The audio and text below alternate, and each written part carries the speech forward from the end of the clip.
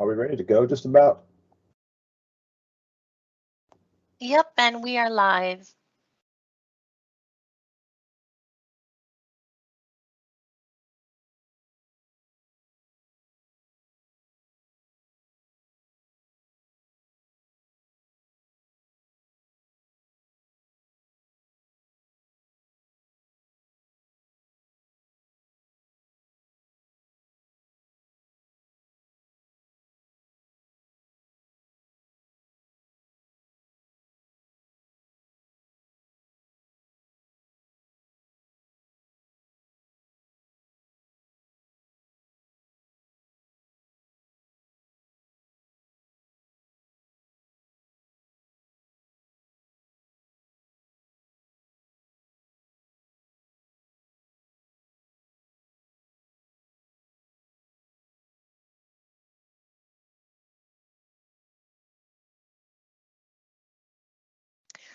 Well, hello everyone. It's 1 o'clock.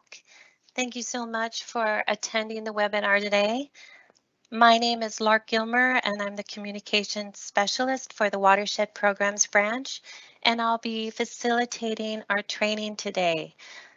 So the focus of today's webinar is on the pre-award process for sponsors receiving funding and entering into an agreement with NRCS.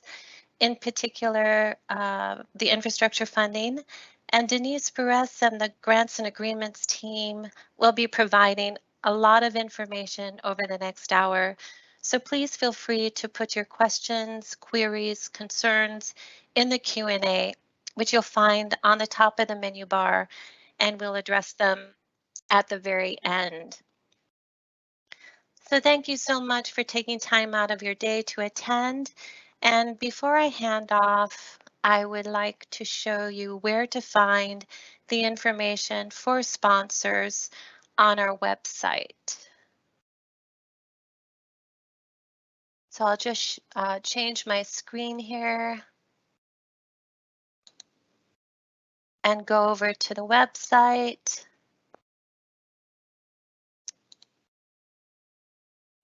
And hopefully you can see my screen now. And here's the Watershed Programs landing page.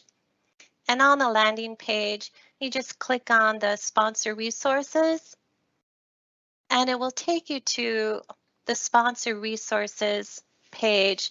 And these are the resources required for both the operations and rehab program.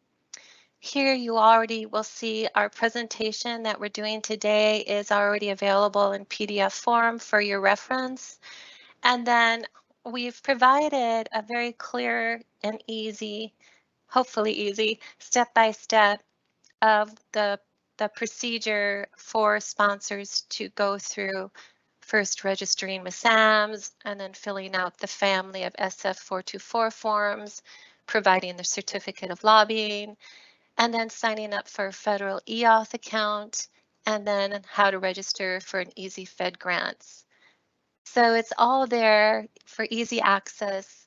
And then if you have any help, you need any help or guidance, just have them reach out to the program manager. And with that, I will hand off and introduce John Derbish. Again, thank you so much for taking time out of your day to attend. And over to you, John. Thank you, Lark. And just to kind of put some context, welcome everyone, and thank you for joining this webinar. What we're talking about here is the investments through the bipartisan infrastructure law, and in total, NRCS received $918 million for the bipartisan infrastructure law funding. And it's allocated through our three programs of watershed operations, watershed rehabilitation, and the emergency watershed protection program.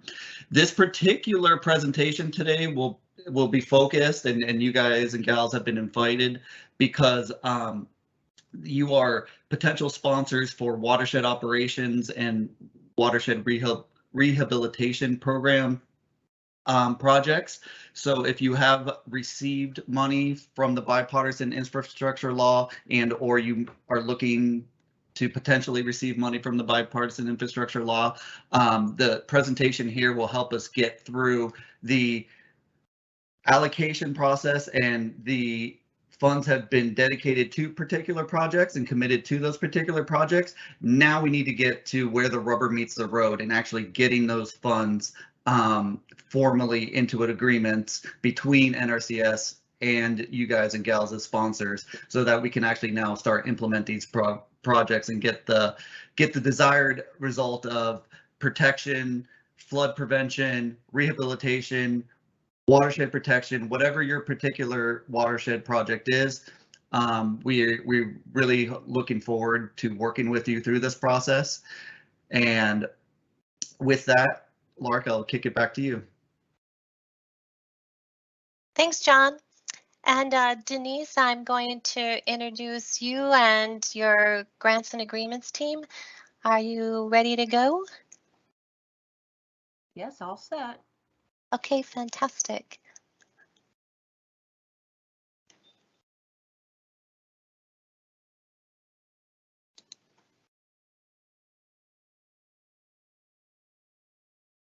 Well, welcome everyone. I'm Denise Burris. I'm one of the branch chiefs with the FPAC Business Center Grants and Agreements Division.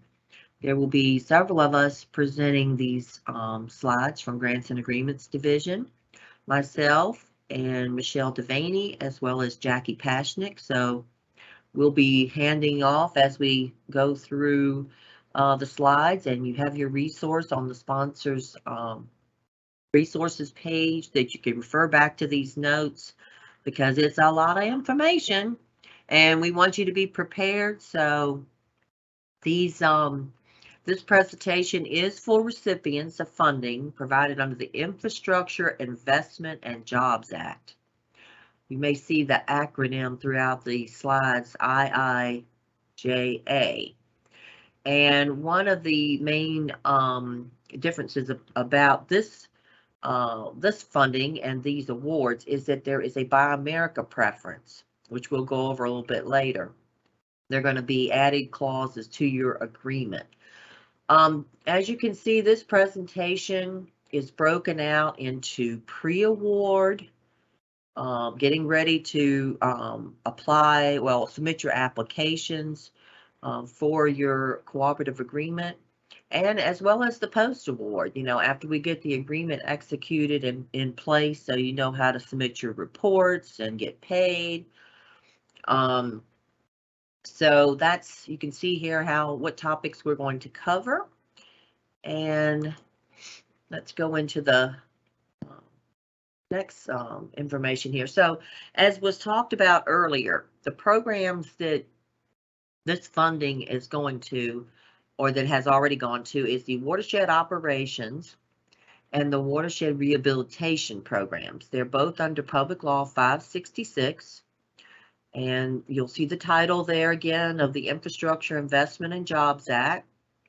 And here are the two individual CFDAs listed for these programs. And we will be awarding cooperative agreements. So let's take a look at how you're going to submit your application documents. And you're going to be working with the NRCS program manager. But one key thing that we'll talk about a little bit later is that you need to make sure you have an active SAMS registration to receive the award.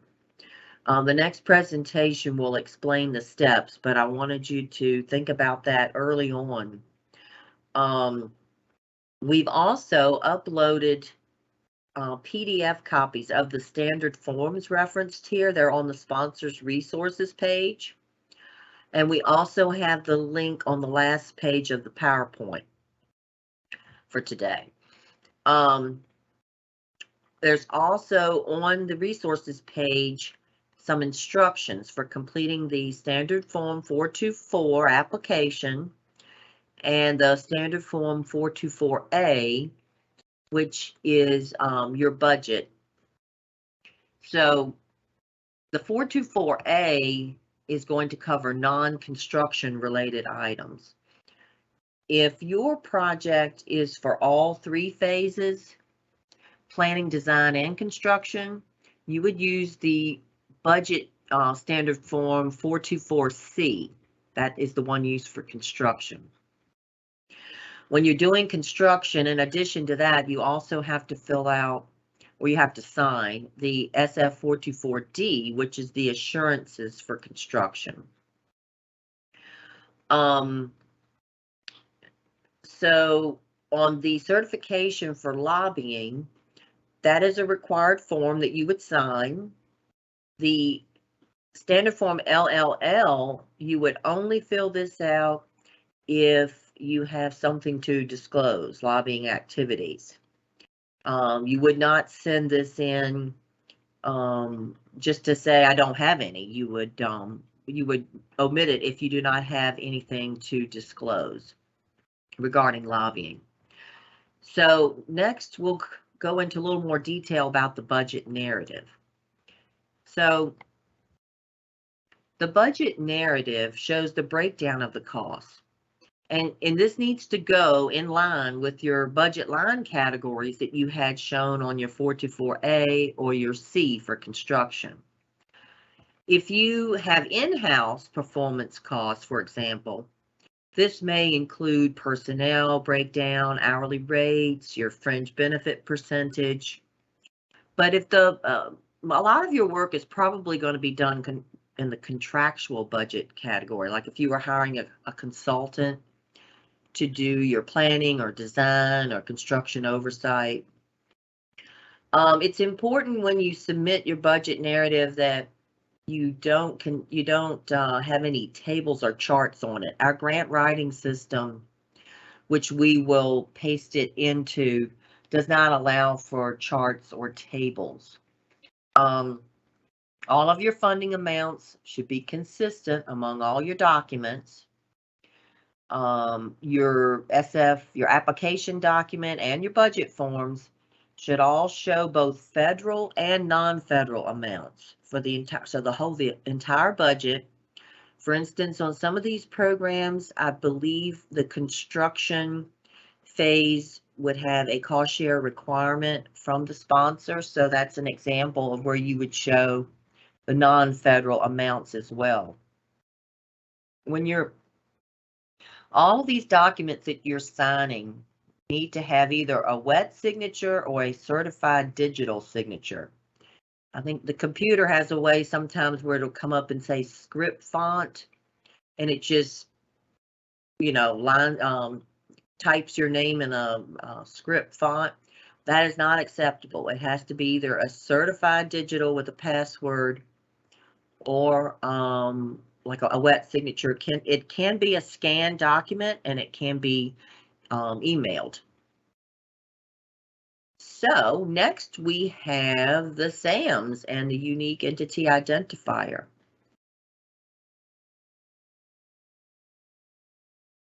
I believe that's you, Michelle. Yep, I'm going to go over that. I'm Michelle Devaney. I'm a grants management specialist, and I support NRCS with their grants and agreements. And as Denise said, I'm going to go over for now a little bit about SAM, UEI, and then we're going to cover an important executive order.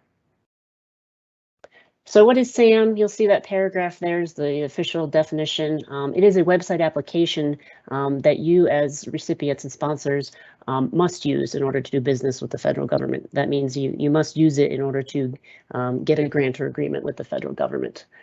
And SAM is the official website that gives out what is now the unique entity identifier, the UEI, that you must have in order to even apply for all federal awards. There is a block on the SF 424 that used to be for the DUNS, which is now titled the UEI. And I just wanted to show the sam.gov website and point out in the top right where it's circled that it is a 100% free website, like it says right there. There is absolutely no cost to get a SAM registration and that UEI.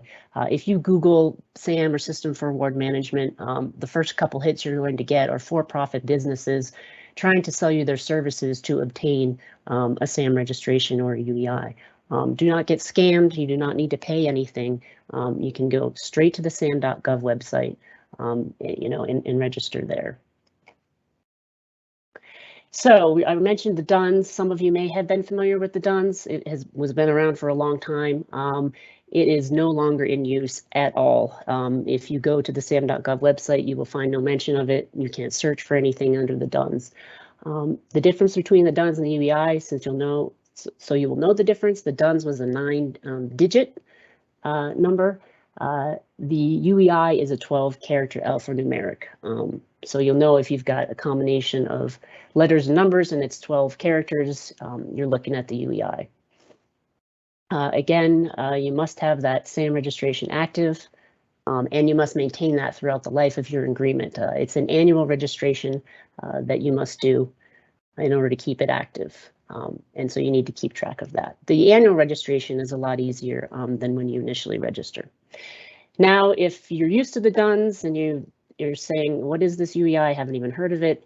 If you have been maintaining an active SAM registration, the system will have already assigned you your UEI. To find it, you can log into your account in sam.gov and it will be there in your workspace. Now, if you don't have a UEI, what you want to do is go to sam.gov immediately after you get off this training, because currently, because of the transition from DUNS to UEI, there are some pretty long delays in getting that registration, and it's taking, so it's taking longer than normal. So do that as soon as possible. To do that, you can go to the website. We've got the link right here. You just choose Get Started and get going. If you encounter any issues, unfortunately, NRCS staff is not in a position to support you with the SAM registration and the UEI process.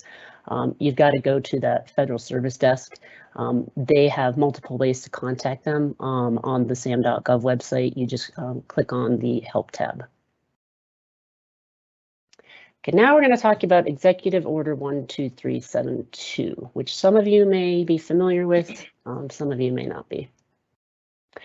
So what is it? It's an executive order that allows state and local governments to have the opportunity to review projects that are applying for federal funding. And if they desire to provide comments about those projects back to the agencies that will be funding them. And you need to know about it because this executive order is applicable for these 2 watershed programs through NRCS. Not all state governments have chosen to participate in this process. I think there are less than 20 currently that have opted in. So they have to actually opt in and say, I would like to take part in this review process. And how you find that out is there's what's called this single point of contact list, the SPOC list. That can be found on this Office of Management Budget website. We have also put it on that sponsor resources page that Lark showed earlier. And so this is what it looks like. You can go right there and pull it up, and then you will look for your state. So exactly what do you need to do? Here are your steps here. So check that list for your state. If your state is not listed, then you're good to go. No further action is required. There's a block 19 of the SF 424, which refers to this Executive Order 12372. So again, if your state is not listed, you can just pick that option B that says that the program is subject to the order, but your state has chosen not to review it. Now, if your state is listed, that doesn't necessarily mean you have to submit it for review, but what you need to do is consult the state POC that is on that SPOC list and see if indeed you need to submit your application to the state, because although they may have chosen to participate under the executive order, they may not have chosen these particular watershed programs under NRCS. They may have picked only programs from other federal agencies.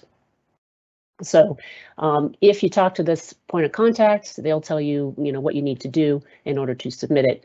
And if indeed you need to submit it, you pick option A in that block 19 of the SF 424 and put the date that you submitted it.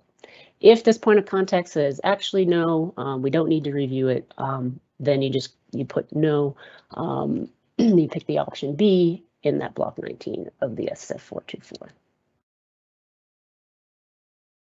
Okay. And we're back to you, Denise. All righty. Next, we're going to discuss some specific clauses in your agreement, statement of work that we would you need to be mindful of. They're pretty unique. When you're any contracts that you're having to solicit, or award, you will do them in accordance with these sections of the 2 CFR 200, which is the Federal Financial Assistance Regulations. We do have a link that's provided in your general terms and conditions of your award. We do want you to note that sometimes we get the question on federal agreement awards as to whether the Davis-Bacon federal wage rates would apply, like they would do in a federal contract. They do not apply to these federal program legislations, which is the Watershed Operations and the Watershed Rehabilitation Program. This, we spoke a little earlier about this funding, including a preference for the Buy America. So we've got right here, this clause is unique to the Infrastructure Investment and Jobs Act funding. This requirement will be included in your agreement award. So this is probably word for word what will go in your award. It applies Buy America preference to the entire award, including any subawards that go into the infrastructure project. Be sure and also include this notice in any solicitations that you're doing, and point it out in any pre-bid conference that this Buy America preference requirements is included in this award. In addition, when you receive your responsive bids, if the potential awardee has wants to make a request for waivers to the Buy America requirements, they need to do that along with applying, not wait until they're 50% done with the project. So I wanted to point that out to you because this is unique. So this is the actual clause that would go in your solicitation. The next couple of slides will have the other two. It's a total of 3. So this is taken right from the agreement award, and this is the language that would go into your solicitation. So it's right here on the screen for you. And then number 2, the manufactured product was manufactured in the U.S.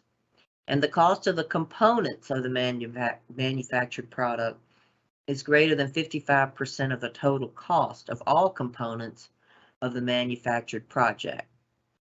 These clauses are very similar to federal contracting clauses. And then the last one here says all construction materials are manufactured in the U.S. This means that all manufacturing processes for the construction materials occurred in the U.S. It excludes cement and cementitious materials, aggregates such as stone, sand, or gravel, or aggregate bonding agents or additives. The Buy America preference does not apply to tools, equipment, and supplies brought to the construction site and removed. It does not. It also does not include anything you'd have in your office, such as chairs, desks, or computer equipment that you used, in working on the project, but they're not an integral part of the structure. The Office of Management and Budget, acronym you've heard before, I'm sure, is OMB, is still working out the waiver process. Here are the potential reasons a waiver request may be considered. The final waiver process will be coordinated between the sponsor and NRCS. So as you can see, impractical or inconsistent with public interest, non-availability, or unreasonableness of the cost. Another clause that's in your agreement that you will run into in the next slide here is the Land Rights and Permits clause. Prior to construction solicitation, the sponsor is responsible for obtaining all necessary land rights and permits needed for completion of the project. This is not a reimbursable expense. It is the sponsor's cost. That cost would be on them. Next, we're going to talk about the timeline. There are 2 rounds of funding. We're currently working on round 1, and I hope to have these, and we hope to have these awards fully executed by July 15th this year. So we've given you some estimated tasks to be working on in order to ensure you meet that fully executed date. And round 2 funding, I believe some of it could be out right now, but the goal is to get those fully executed by November 15th of this year. One thing we want to stress, as Michelle was saying earlier, is that the sponsor should work on ensuring their SAMS registration is up to date because of the delays with SAMS.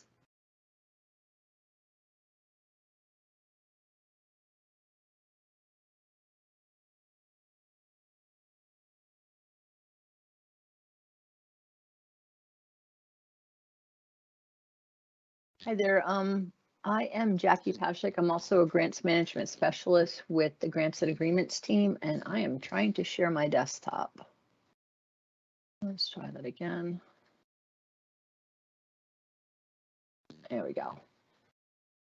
Okay, so I'm going to talk a little bit about the Easy Fed grants process and how it's going to affect you. Sorry, my screens are hiding everywhere on me. Easy Fed Grants is the system that NRCS uses for all their grants and agreements. It is a online system that is available both to NRCS and to the recipients, which means that your agreement will be available 24/7 if you have access and you want to view it. It is our official system. It is the OMB Circular A123 system of record for processing all federal financial transactions. So this is kind of the landing page when you go in.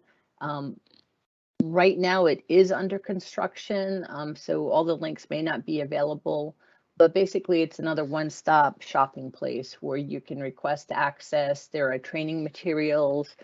They do list training that is available. There are job aids that will be available. We have provided them to the sponsors resources page so that you'll have them while the site is under construction. But the main thing that you want to look at is the training materials and the e-authentication. Right now you don't have an award, but it's something that you can do to get yourself well situated so that when your award is in place, you'll have all the tools you need to manage it. So to request Easy Fed access, you would go to their website for the landing page. Again, it has frequently asked questions and all the resources that you will need. That is the link to get there. To do it, you will need to get an e-authentication account. So this is a username that you will establish for yourself. When you log into Easy Fed Grant, you are logging in as a person associated with an entity.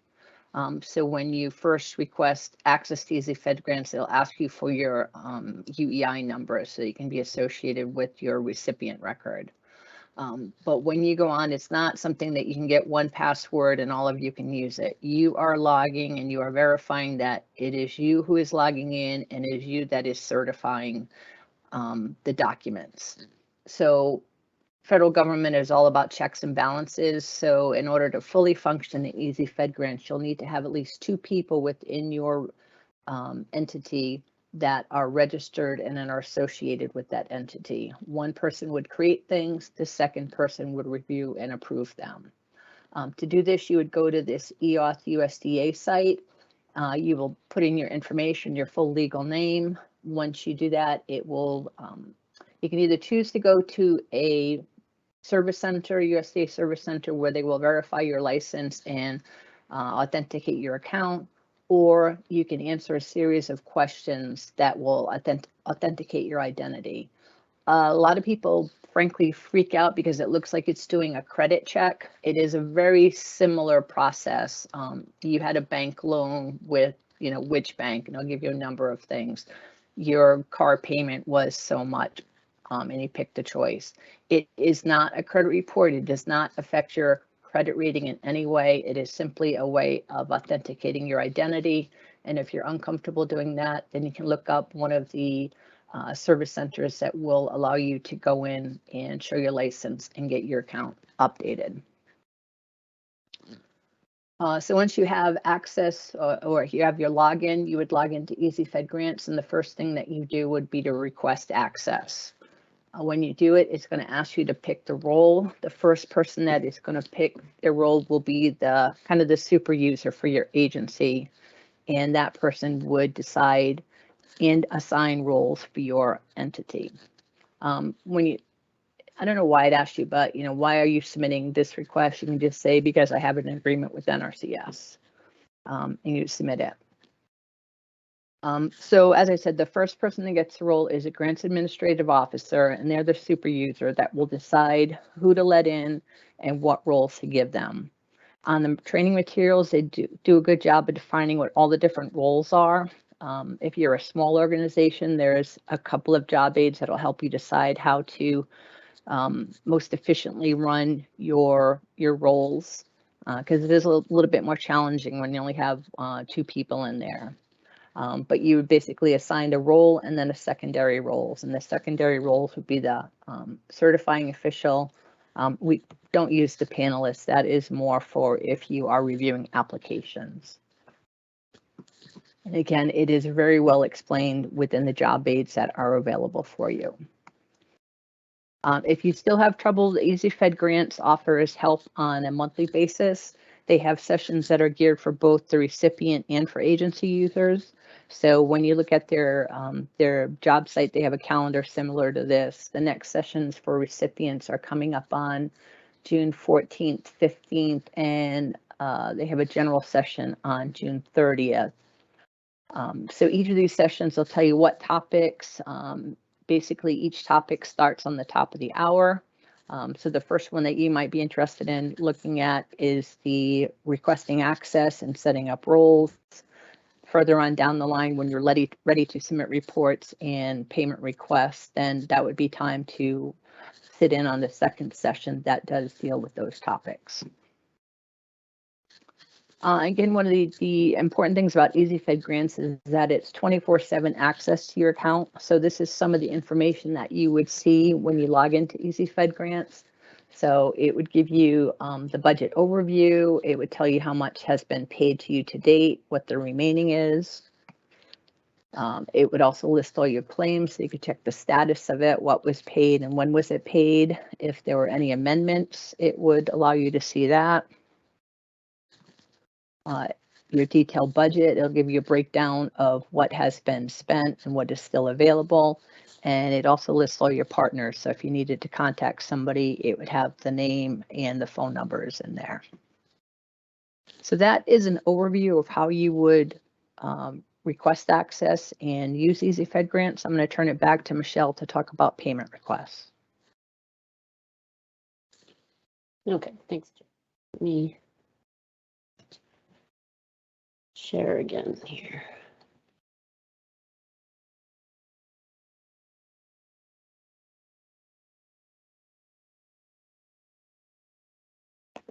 Bear with me, I'm getting there. Here we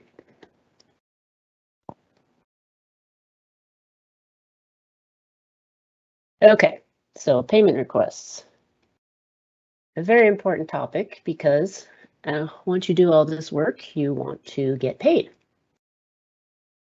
So,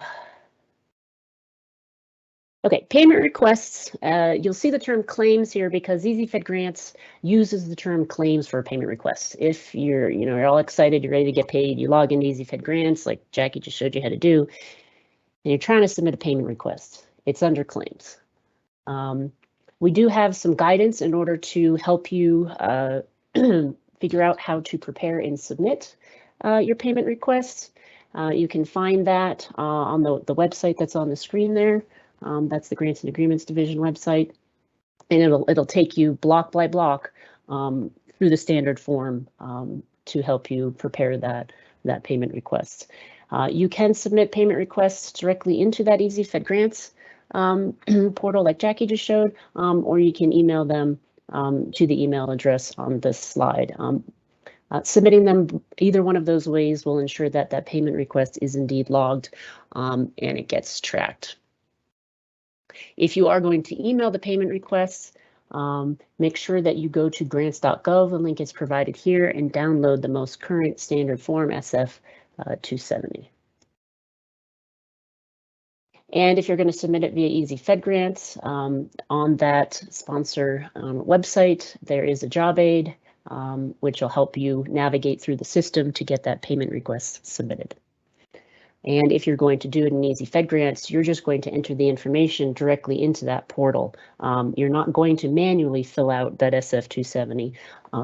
So we ask that you do not upload a manual SF270 if you're filling that out in Easy Fed Grants. That can create some inconsistencies. And when you submit that payment request, if for some reason the agency says it needs some correcting, it'll get returned to you. You'll get an email and it'll allow you to make corrections. What we would like you to do is make the corrections to that claim, edit it right in the system instead of creating a new one. Here is the standard form 270. We'd like to point out just a couple things here. This block 1A, 2, and 8. Most of your payments are going to be on a reimbursable basis, so that will be your block 1.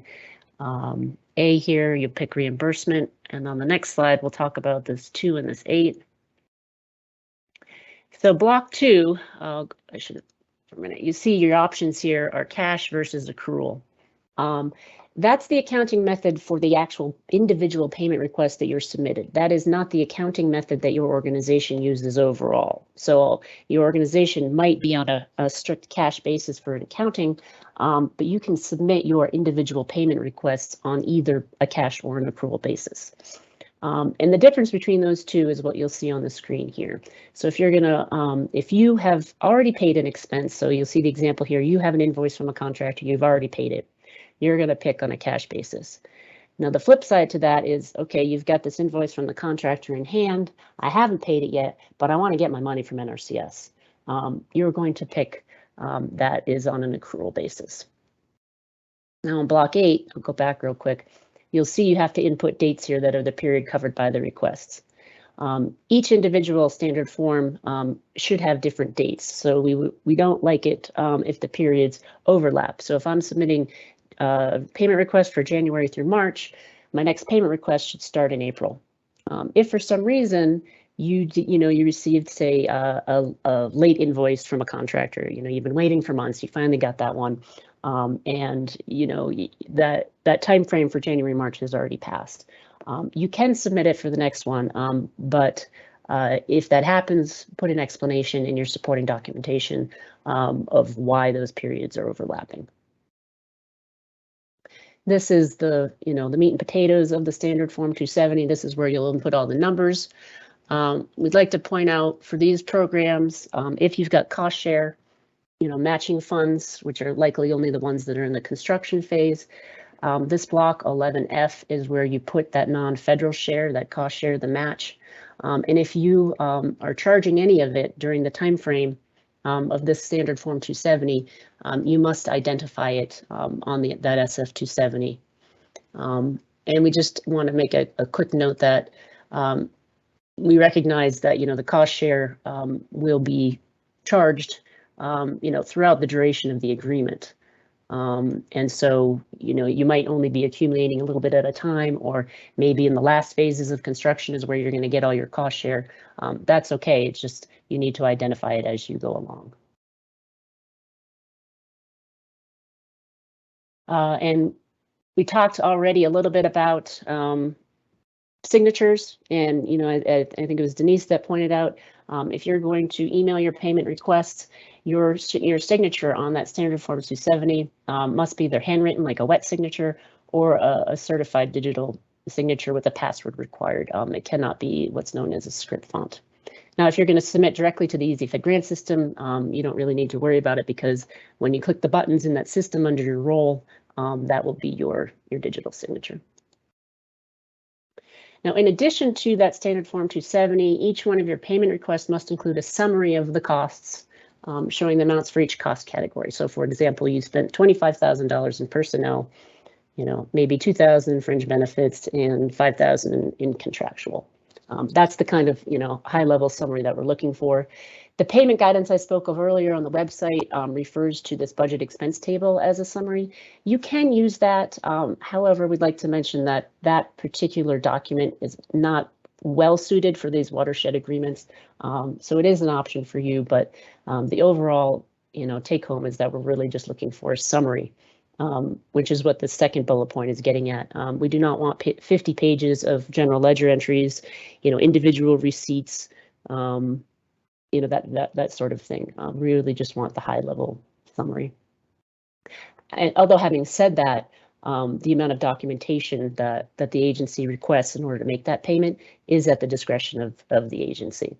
So, if you submit your payment requests, you could very well have an NRCS program manager say, you know what, I do want to see that individual receipt. So that is at the discretion of the agency. Now we're going to get into reporting, everyone's favorite topic. So for these agreements, you will have both a performance report and a financial report due every 6 months after the agreement start date. And so those are due 30 days after each reporting period. You'll see the example on the screen. So if you, for instance, you sign your agreement July 15th, your first report is going to cover this July 15th to January, and it's going to be due 30 days after in February. And then so on and so forth. It just goes on for every 6 months throughout the duration of the agreement. Similar to payment requests, you can submit those directly to Easy Fed Grants, or you can email them to this email address here. This email address will also be, in your award, your agreement, so you can look for it, after. And then similar to payments, we also have the job aid on that sponsor website about how to submit your reports in the Easy Fed Grant system. And the Easy Fed Grant system will send you email reminders saying, hey, this is due. And if you don't submit it, you will get, the nasty email, hey, this report is overdue. We would like to point out that sometimes, Easy Fed Grants is a system, and it's a system that sometimes has glitches, unfortunately. So every now and again, you might actually get one of those reminders that's not accurate, and you actually don't have a report due. So when that happens, contact your grant specialist that's going to be listed in your award, and they can help you work through it. Similar to payment requests, if your report gets returned for corrections, please edit the existing one and do not create a new one. And again, similar to payment requests, if you're going to manually complete one and email it, go to grants.gov and download the latest standard form 425, which is the federal financial report. And again, similar to payments, we will have soon Grants and Agreements Division guidance on how to fill out that standard form SF425 block by block. It is not the easiest form to fill out. There's a lot of accounting terms in it. And so right now there is the OMB instructions, which are helpful. We are going to soon come out with NRCS specific instructions to help you fill in those financial numbers. And then you will be responsible for performance reports as well. Those are going to be you reporting on specific metrics to track your progress on the deliverables. So, you might say, in the construction phase, we've put out the notice to proceed, that sort of reporting on your deliverables. The agency is hoping to come out with a specific format for that in order to provide you, and that will be included when your agreement is provided to you signed. Now, just a note on reporting is that if you have overdue reports, NRCS is going to withhold payments. And in fact, the Easy Fed Grant system will not even allow us to make a payment if those reports are overdue. And in particular, with this infrastructure, bipartisan infrastructure law, this reporting is especially crucial because it is, it's a lot of money. And the OMB will be tracking performance and financial reporting very closely with these two programs and this money. Okay, now what happens if you've got your signed agreement, you're going along and there are some changes that need to happen? Well, you'll see the 3 bullet points up there, the 3 major reasons why you might have changes. If any of those occur, we're going to have to process an amendment signed by both parties to make that amendment effective. There might be some other changes not under those 3 bullet points. Say you might be shifting some funds around in your budget and it might need to do a budget realignment. That might require an agency prior approval. And you can check your general terms and conditions that will come.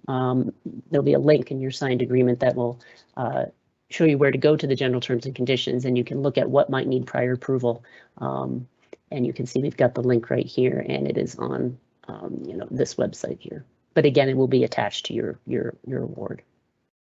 If any of this occurs, go ahead and contact your NRCS program manager, and they will help start that process. Now, closeout is no one's favorite, but it is very important. So after 120 days, your agreement has expired. There are certain responsibilities that you must comply with. One is that you've got to liquidate all your financial obligations. That means you've got to pay all your bills. If you've got any bills associated with this project that you're going to use these federal funds for, you've got to pay any invoices that you have received. You also have to request final payment from NRCS, and you need to submit all your reports. And you'll see the asterisk at the bottom. Failure to submit these reports may result in a negative report to this Federal Awardee Performance and Integrity Information System, FAPIS. There was the regulation that was revised about 1.5 years ago. It was very specific that agencies are required to report non-compliance in this system. So if there are overdue reports, the agreement's expired and we're at 200 calendar days, we still don't have those final reports. We are required to report that non-compliance into this FAPIS system. Now, what does that mean for you? It's a black mark on your record for your organization. Agencies, when they are going to enter into new agreements and awards with recipients, will generally check that system, and they might see that black mark. Doesn't mean that you're not going to get that award, but they are going to see that you have non-compliance in your past. The other 2 things you're required to do, if there's any equipment that you may have purchased with federal funds, we've got to look at disposition.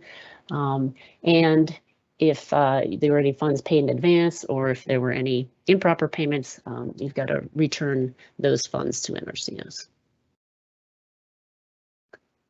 And then the last thing we're going to cover is just a quick note about the single audit. If your organization spends more than $750,000 of federal funds from your federal awards, that's across any award, all the awards that you have. So if you've got only 500 from NRCS, but you've got 300 from someone else, you meet that 750,000 mark. If you meet that mark, you've got to have an audit done. And we've got the regulations cited here for you to refer to. And then just, the final note again that, a failure to comply with 2 CFR 200 will result in a negative report to this FAPIS system. And then here we have the links that we've been talking about, the sponsor resources page that Lark showed in the very beginning. Here's your link to SAM, grants.gov. This is your specific link, to access Easy Fed grants to get started. And then the help desk email. And then for, reports and payments, we spoke about the email to send to. And then this is the Grants and Agreements website, which has the general terms and conditions, the payment guidance. We'll have the reporting guidance in the future. And now we're into the Q&A. Thank you so much, Michelle, and thank you, Denise and Jackie as well. We also have Crystal in the green room helping us in the background from Grants and Agreements. That was a great presentation. I'm sure there's a lot of questions. That was a lot of information, and I'm sure a little bit overwhelming for first-time sponsors. So again, please feel free to keep asking questions and putting them in the Q&A. And I will hand off to John to take a look at the questions that are there and answer them accordingly. Off to you, John. Awesome. Thank you, Lark. Yeah, so as Lark said, just please, if you've got something, keep it coming into the chat. We're open for business. So first question, I think this relates back to, I believe, something that was mentioned on the signature type. The question is specifically, so can we use DocuSign for signatures? And I think this is in relation to either the comments made about a wet signature or a password verified signature. So if anyone can help out with this DocuSign work in that capacity.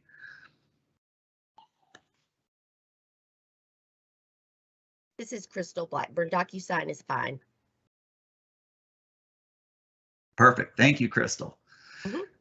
Next question will be, okay, this is a nice one to unpack, again, for directed at the Grants and Agreements group. If you have multiple counties and entities as sponsors, will they create a SAM together? How does that work? So I guess they're kind of looking for projects with multiple sponsors. How is that going to be divvied out?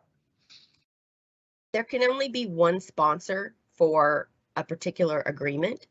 There can be subawards. The only participant that has to have a SAM registration is the prime sponsor. Any subawardees have to have a unique entity identifier.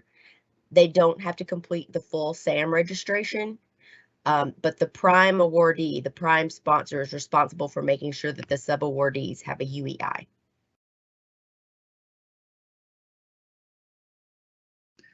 Thank you. And Ralph, I'm going to bring it back out.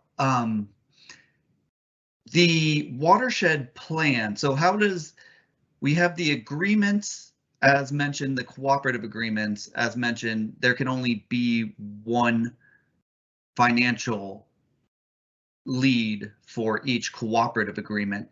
But correct me on the ability of multiple sponsors to, in fact, ultimately sign the watershed agreement. That's correct, John. So that watershed agreement is not a funds obligating document. So it is an instrument used to describe the various partners and people involved in the watershed project and the responsibilities that they will have, and what they're agreeing to and going forward with the project.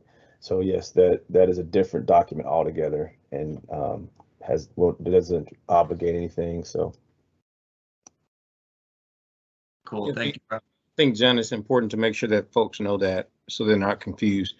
What we just talked about, the watershed agreement, has nothing to do with the pre-award and everything we're talking about here in this fund obligating process. So that's a totally separate document that's required by programs that does not in any way impact the funds obligating document that we're talking about here. Good deal. So I've got a Easy Fed Grants question. Is it difficult to change the super user at Easy Fed Grants? This is Jackie. If the current super user is available, then they can make that change by assigning the role. If that person has left and you need a new one, then that new person would submit the request to be an AGO for your organization, and that will essentially overwrite the other person. Perfect, thank you. All right, one more. Can all agreements for any three of the watershed programs, so can all agreements really be both on a cash and accrual basis if supposed to be a reimbursement? I can take that one. Go ahead. Yes, the answer is yes, and you heard that correctly. You can prepare each individual 270 based on your scenario. It might be on a cash basis, and it might be on an accrual basis. And that's across all programs. Perfect. Thank you. Here we've got another question. This is maybe a more programs related question. Is this process for the preparation of PIFers using IDIQ contracts? No, has nothing to do with that. Those are contract vehicles, so it has nothing to do with this at all. This is agreements only. So yes, we're talking about a cooperative agreements for sponsors to be responsible for carrying out work. Perfect, thank you. I am caught up on the chat, so if we give it a couple of seconds here, let anyone get in any questions as I filibuster. We'll go ahead and we'll keep it open for a couple more minutes here. One more question came in. Our funding source is an award through congressional discretionary spending in the 2022 budget. Does that change this application in any way? Has nothing to do with that either. It doesn't affect it. So the agreement is the same, and the CDS funds have to follow the same process. So it does not in any way affect this. The only thing CDS funds does is guarantee that funds are made available to the project, but it doesn't change the obligation instruments nor the process. Perfect, thank you. And just to buy a little bit more time for people to get their questions in, I just wanted to clarify, I know that we refer to the Infrastructure and Investment Jobs Act as IIJA. That is now we've been instructed to use the Bipartisan and Infrastructure Law, or BIL. So you might see some of our older documentation with IIJA referencing the infrastructure funding, but we are now using BIL, Bipartisan Infrastructure Law, as an acronym. So they are one of the same. Thank you for that, Lark. I tend to always say it out loud so that I reiterate the word infrastructure, and then that'll be the common joiner there. Any other questions?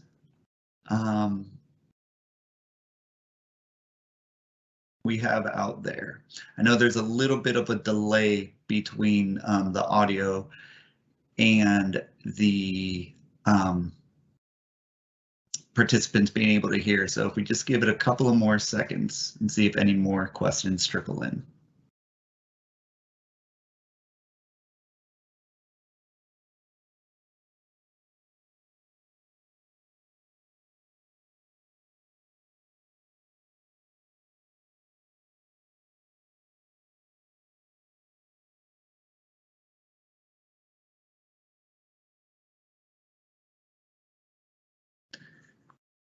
All right, looks like it slowed down, Lark. I would like to let everyone know that if you do have questions and this meeting's still open, you can still get your questions in, and we might put together a frequently asked questions document based off of the questions provided in this chat. So if you want to still get your question in, you can submit it, and we should be able to get it answered in the printed document. So with that, Lark, I'll turn it back over to you. Thanks, John. And again, thank you everyone for taking the time today to attend. And this is being recorded, so I will make sure that everyone that participated and also the program managers will receive a link from me to the YouTube video once that is uploaded. The PDF is already on the website that you see on the screen. And again, let me know if that's working for you all, and providing all the information you need. And with that, again, thank you to the Grants and Agreement Division team for such a great presentation and making it all very palatable for us to understand. And thank you again, everyone for attending. That's the end of the webinar. Bye-bye.